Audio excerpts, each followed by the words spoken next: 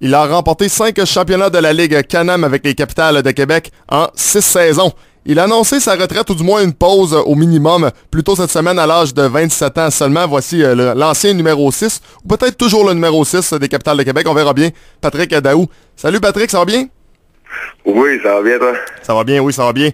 J'aimerais ça que tu nous expliques, je disais un peu d'entrée de jeu, que tu prenais peut-être une retraite, peut-être une pause. Qu'est-ce qui, du moins, te pousse à prendre une pause pour le moment? C'est les effets des commotions cérébrales. Faut que je prenne un break, j'ai pas le choix. Puis c'est sûr, c'est difficile de prendre un break d'un à un puis de revenir après. Donc je suis un petit peu plus à songer ou penser de prendre une retraite là. En même temps, ça va me permettre de m'aligner sur autre chose dans ma vie là. Mais en même temps, j'ai tout le temps voulu jouer. J'adore jouer la game. Fait que je sais pas ce qui peut arriver dans le futur, mais c'est sûr que pour une année ou deux ou peut-être même trois, va falloir que je mette les games de côté. Là. Combien de commotions tu penses que tu as eu au total tout dans ta carrière environ? J'ai calculé, peut-être que je me souviens pas de toutes les commotions, j'en ai tellement eu. Je pense environ une douzaine. J'en ai eu à peu près 6 au hockey quand je jouais plus jeune, dont 3-4 que j'étais à l'hôpital, là, qui étaient un petit peu plus sérieuses que les autres. Puis au baseball, j'en ai eu 5-6 aussi. Là.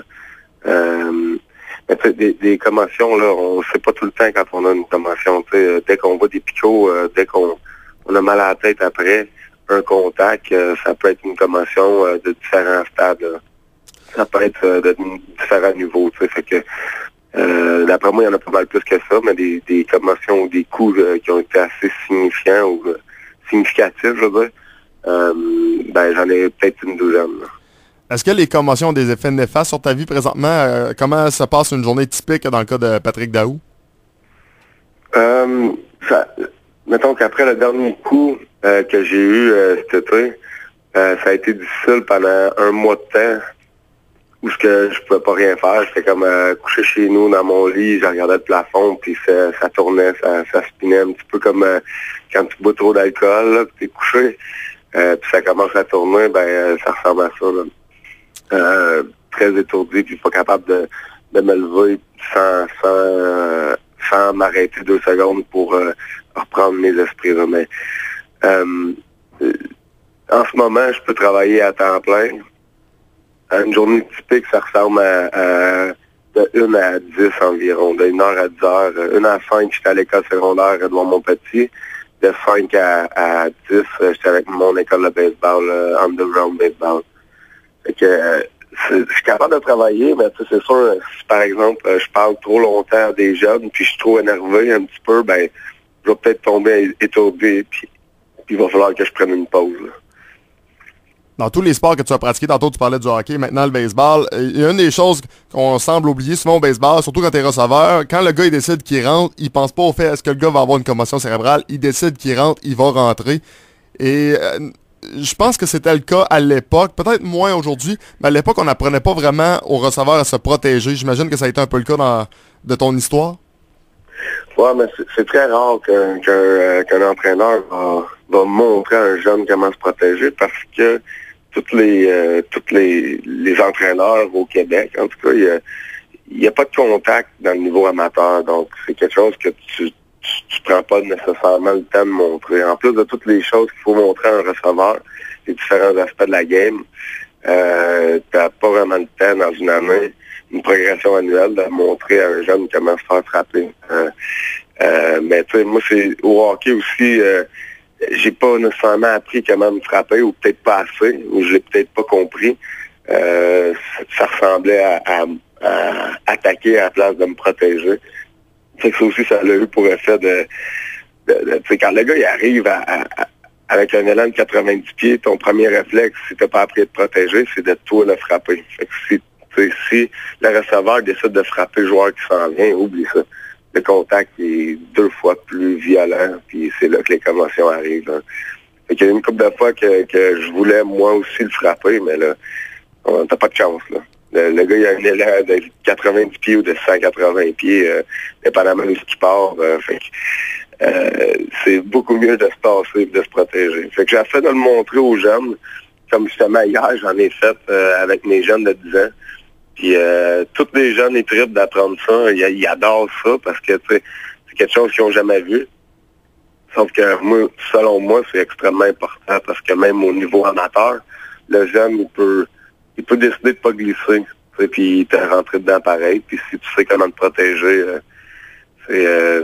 ça évite les blessures. C'est beaucoup plus facile. Tu peux jouer le lendemain. Tu peux jouer la semaine qui vient après comme receveur à la place d'être blessé pendant une semaine ou blessé pendant un mois dû à une commotion.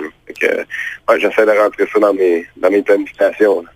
Tantôt, tu mentionnais le fait que les jeunes n'apprennent pas vraiment à se protéger dans le sens que il n'y a pas de contact.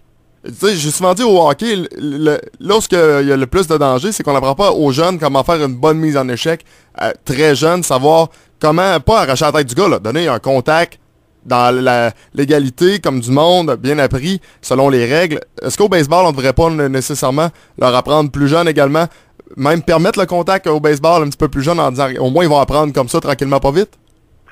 Je suis pas tout à fait d'accord avec le contact au marbre. Je sais que ça existe depuis longtemps dans le baseball. Moi, je ne rentrerai pas avec les jeunes, ça c'est certain. Le fait qu'ils glissent, qu'ils sont obligés de glisser, c'est parfait. Ça peut devenir très violent. Il ne faut pas oublier que le receveur, il est dans une position des plus vulnérables. Si je compare ça au hockey, c'est comme si je fais une pause suicide à un gars qui regarde en arrière pour attraper, pour avoir la rondelle, puis un gars qui arrive devant lui pour le frapper. C'est dangereux. Tu essaies d'attraper une balle, tu regardes pas, puis le gars, il vient te frapper. T'as des façons de le sentir, de voir que le gars, il glissera pas, il va rester debout. Sauf que non, je le mettrai pas dans les ligues. Même si ça rendrait la tâche plus facile à, par exemple, quand ils sont jeunes, d'apprendre comment se protéger. J'aime mieux leur apprendre en pratique, puis que ça leur permette de, si ça arrive, en situation de game, une fois, qu'ils peuvent le voir venir, puis qu'ils savent se protéger. Mais non, j'aimerais pas savoir les jeunes se frapper parce que ça deviendrait beaucoup trop violent. Personne ne glisserait, tout le monde voudrait frapper le receveur. Fait que non, c'est extrêmement dangereux. Même quand tu sais te protéger, ça peut l'être aussi. Donc, des fois, tu n'as pas le temps de te protéger. Donc non, je vais me contenter de leur montrer en pratique. Depuis combien de temps environ et par quelle gamme d'émotions as-tu passé pour annoncer ton retrait pour du moins quelques temps? Les gammes d'émotions, boy. Au début, là, j'étais frustré de ne pas être capable d'aider mon équipe. Là, c'est sûr, ça me fâchait dans le milieu de l'année. J'étais là, alors faut que j'aide mon équipe, faut que je sois là pour eux autres. Il faut que je donne des breaks à d'autres mondes parce que Pelé catchait tout le temps, qui était l'autre receveur, là, soit Pelé. J'étais là, il faut que je donne un break. L'autre receveur, Blacker, il était blessé, fait que c'était lui qui était seul pendant la moitié de la saison. Puis je le voyais, je parlais souvent, puis je voyais qu'il était magané. Fait que j'étais vraiment fâché de pas être capable d'aider mon équipe. Puis après, c'est sûr que, là, quand la saison a fini, tu te dis, ouais, faut que j'arrête, là. Fait que, t'es jamais sûr de ton coup, là, quand tu prends une retraite, t'es comme, qu'est-ce qui va se passer? Qu'est-ce que je fais maintenant? C'est quoi que je fais? Fait que là, c'est un petit peu un autre plan de vie, là. C'est d'autres objectifs que faut que je me fixe. Puis, ça n'a pas été long que je m'en ai trouvé, là. Avec ma copine, c'est sûr que ça va faire du bien un petit peu au couple. Puis, avec la famille aussi, que je vais pouvoir aller voir, mes amis à Montréal, ça va faire du bien d'avoir un petit peu plus de temps pour eux autres. Mais au début, c'est ça, c'est frustrant. Là. Surtout la partie de même, c'est comme pas par choix. Là. C'est un peu plus par obligation. Là. Quand tu regardes ta carrière, tu n'as jamais été repêché dans le baseball majeur. Les Capitals, qu'est-ce que ça représentait pour toi? Tu sais, un jeune qui rêve des ligues majeures. Ben, pour moi, là, j'ai tout le temps rêvé des ligues majeures, mais pour moi, les Capitals, c'était mes ligues majeures à moi. C'était le plus haut calibre que j'étais capable d'atteindre. Puis, tu sais, je me sentais bien là-dedans. Là. Je veux dire, j'étais pas, non, je suis pas encore au plus haut niveau. Non, c'était parfait pour moi, le calibre. Ça me donnait un challenge. à tous les jours que je me présentais sur le parc, il fallait que je me donne à 100% pour être capable de compétitionner contre les autres joueurs de la Ligue. T'sais. Fait que pour moi, les Caps, c'est absolument incroyable que je m'aie rendu là.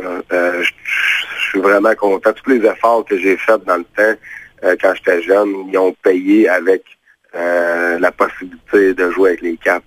T'sais, en plus de ça, quand je regarde ça là, avec un petit recul, là, on a gagné 5 de suite. Là. 5 championnats de suite. Là, je ne sais pas quand ça va arriver encore dans n'importe quelle carrière d'un athlète, gagner 5 fois de suite, peu importe le nombre d'équipes qu'il y a dans la ligue, ou peu importe contre qui tu joues, faut le faire pareil. Il faut le faire 5 fois de suite. Puis je trouve ça exceptionnel. Je trouve ça exceptionnel. Puis j'ai plein de souvenirs. Ils me donnent une bague à chaque fois qu'on gagne. Fait que juste de regarder les bagues, ben c'est parfait. Pour moi, là, la carrière est bien remplie. Puis je me suis donné, puis ça a payé. Ça a très bien payé. Là. Je suis satisfait de la carrière que j'ai eue. Ben, surtout le fait d'avoir été quand même le receveur d'un ancien récipiendaire du Trophée Cy Young, soit Éric Gagné. Je l'ai catché une fois, parce que quand il est venu avec les Capitals, j'étais une recrue. Fait que j'étais assez jeune. Fait que de jouer avec lui, pour moi, c'était... Hey, pas juste avec lui, t'as Laforêt aussi qui était là. T'sais, Éric Gagné et Laforêt, c'était des gars qui ont joué dans les ligues majeures. L'expérience que ces gars-là ils ont, la façon de parler d'une game de baseball est différente. Là. La façon d'analyser une game ou juste de jouer avec, ces gars-là voient tellement d'affaires que normalement on voit pas, ou quand moi j'étais recrue, je voyais pas du tout. Fait qu'ils m'ont donné beaucoup d'expérience. Dans le catcher, Eric, c'était comme un rêve, là, parce que quand j'étais jeune, je le voyais à la télévision, là, avec les Dodgers, avec toutes les autres équipes aussi qu'il a faites, là, mais au début avec les Dodgers, quand il y a eu son Cy Young, j'en revenais pas quand j'ai entendu la nouvelle qu'elle allait venir avec les Caps. Là. Ça, c'était le fun. Puis le catcher aussi, c'était un moment spécial. C'est juste que j'ai fait pas mal frapper quand moi j'allais catcher. Fait que c'était pas une situation idéale. Là. Mais c'était le fun. C'est quelque chose que je vais me souvenir toute ma vie, ça, c'est ça. Tu as eu beaucoup de beaux souvenirs avec les Capitals, mais si tu en avais un à choisir comme étant le plus beau, ça serait lequel?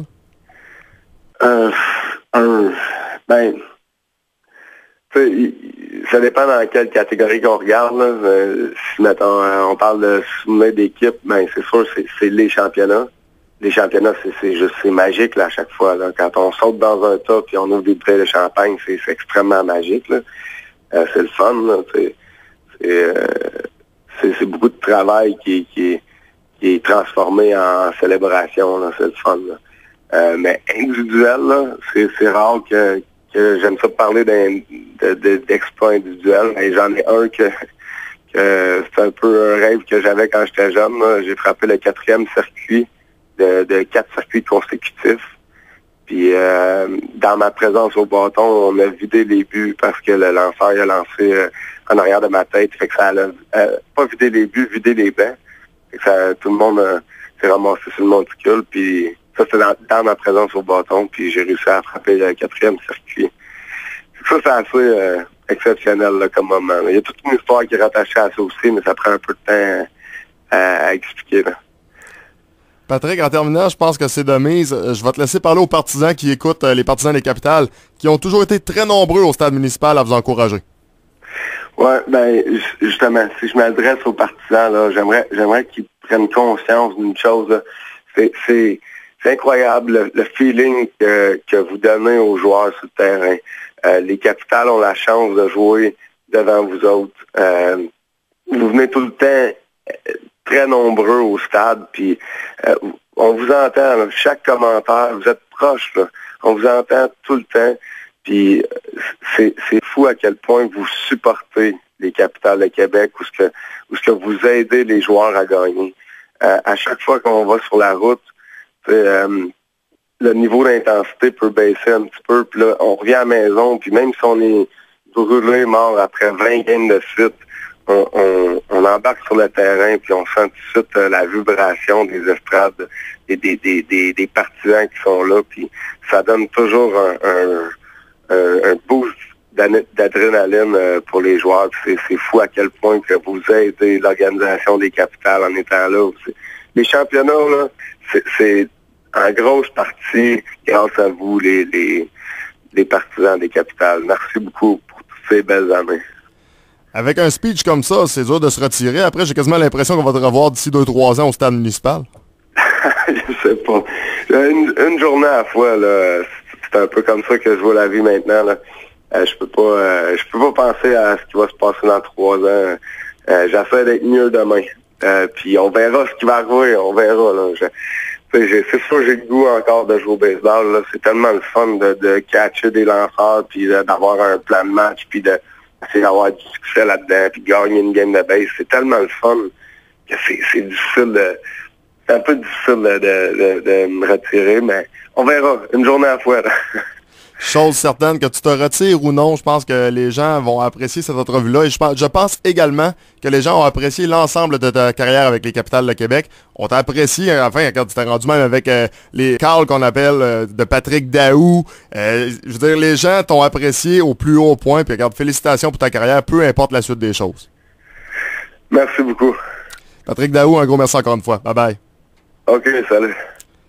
Donc voilà, c'était Patrick Daou qui portait le numéro 6 des Capitales de Québec, qui n'est pas capable de dire encore une fois s'il annonce sa retraite ou non, parce qu'il aimerait, bien sûr, effectuer un retour un jour au jeu, mais chose certaine, sa carrière, il ne devrait absolument rien changer à sa carrière, une carrière exceptionnelle. Au 103.5 Cool FM, vous écoutez Sport en vrac.